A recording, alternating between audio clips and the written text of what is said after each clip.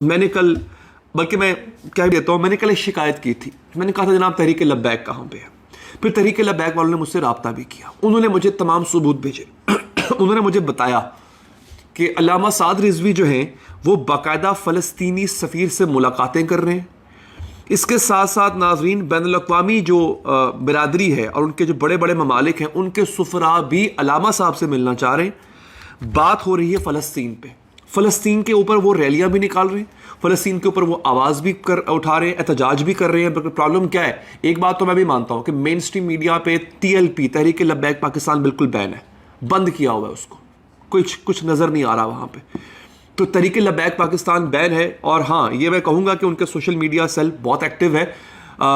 उससे पता चला कि तहरीक लब्बैक पाकिस्तान करने क्या चाह रही है। नाज़रीन, तहरीक लब्बैक पाकिस्तान के जो नायब अमीर हैं, वो अमीर उनका ये दावा है, उन्होंने ये कहा है कि 15 लाख मुजाहिदीन जो तैयार बैठे हैं, उनका ये कहना है कि वो तैयार बैठे हैं। वो कह रहे हैं कि हमें सिर्फ और सिर्फ रास्ता दिया जाए, ये भी नहीं कि किसी इजाज़त का इंतज़ार नहीं है, हमें रास्ता दिया जाए।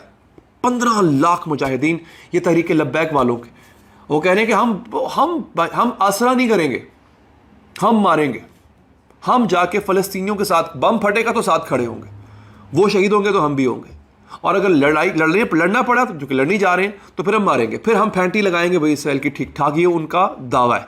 तो लेट्स सी अब इस पर क्या रद्द-ए-अमल आता है। और इसके साथ साथ उन्होंने तनकीद भी की है। हमारी हुकूमत ने एक बयान दिया था जनाब कि हमारे दिल उनके साथ हैं, तो जी हमारा फलां उनके साथ है, मजम्मत करते हैं, जैसे होता है हर दफ़ा हम जाके वो लब कुशाई करके आ जाते हैं। उस पर उन्होंने कहा, अल्लामा साद रिजवी का ये बयान है कि जनाब आपने ये गौरी, ये जो है हम रखे हुए शाहीन वाहीन, ये हमने कब चलाने हैं। उसके बयान का उनका कुछ हिस्सा मैं चला देता हूँ, आपको सुनवा देता हूँ, ये आप ज़रा इसको सुन लीजिए।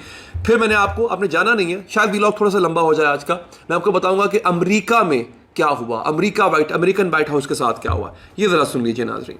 जी नहीं जनाब, हम खड़े हैं और तुम अपनी सिफारती ताल्लुकात, अपनी सिफारती हिमायत अपने पास रखो, अपनी अखलाकी हिमायत अपने पास रखो।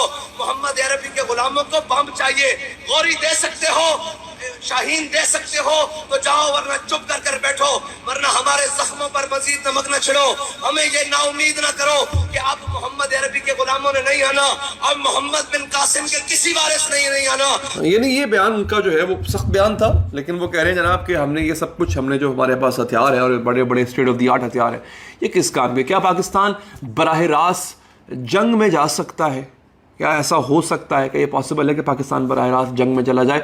इस पर डेफिनेटली डिबेट हो सकती है। क्विकली आते हैं नाज़रीन अपने अगले हिस्से पे। दोस्तों, इस वक्त जब मैं आपसे बात कर रहा हूं तो जो सरकारी इमारतें हैं अमेरिका की, उसमें अमेरिका के ही अपने प्रोटेस्टर्स, यानी वो यहूदी जो अमेरिका में मुकीम हैं और वो इसराइल के ख़िलाफ़ हैं, वो बड़ी तादाद में घुस गए। एक जो सबसे अहम सरकारी इमारत है अमेरिका की, वाशिंगटन की सबसे अहम सरकारी इमारत, इस वक्त वहाँ पे 200 यहूदी घुसा हुआ है, 200 यहूदी, और वो एहतजाज कर रहा है। वो एहतजाज कर रहा है और वो नहीं छोड़ रहा किसी को। वो कह रहा है जनाब कि इसराइल को कहो निकले यहाँ से। ये बहुत ही, जिसे कहते हैं कि अजीबो गरीब मनाजिर देखने को मिल रहे हैं इस वक्त। ये मेरे ट्विटर अकाउंट पे अगर आप जाएंगे नाज़रीन तो वहाँ पे ये वीडियो मौजूद है। प्रॉब्लम सिर्फ इतनी है कि आपको पता है सोशल मीडिया पे कैसे क्रैकडाउन होता है अगर आप फ़लस्तीन के लिए आवाज़ उठाएं। तो ये वीडियोस अगर मैं यहाँ लगा दूंगा तो प्रॉब्लम होगा। मेरे ट्विटर अकाउंट पे अगर आप जाएंगे नाज़रीन तो ये वॉइस ऑफ अमेरिका उर्दू की न्यूज़ है, वॉइस ऑफ अमेरिका उर्दू की न्यूज़ है। अमेरिका के दारुल-हुकूमत वाशिंगटन DC की एक अहम सरकारी इमारत में बुध को लगभग 200 यहूदियों ने एहतजाज किया और अंदर घुस गए, और वो अभी भी इस वक्त मौजूद है। और उनका मुतालबा ये है कि फौरी गजा में जंग बंदी की जाए। ये इस वक्त सूरत हाल अमरीका की है जो मैं आपको बता रहा हूँ नाज़रीन। तो हलचल हर तरफ फैल चुकी हुई है। इंशाअल्लाह अगले चंद घंटों में एक और अहम खबर है। UNO के अंदर, UNO की ह्यूमन राइट्स काउंसिल में जो अमरीका के और इसराइल की तारीखी बिस्ती हुई है, उस पर मेरा एक और वीलॉग आ रहा है। चैनल को उसके लिए लाजमी सब्सक्राइब कीजिए। अपना ख्याल रखिए। अल्लाह ने के बाद।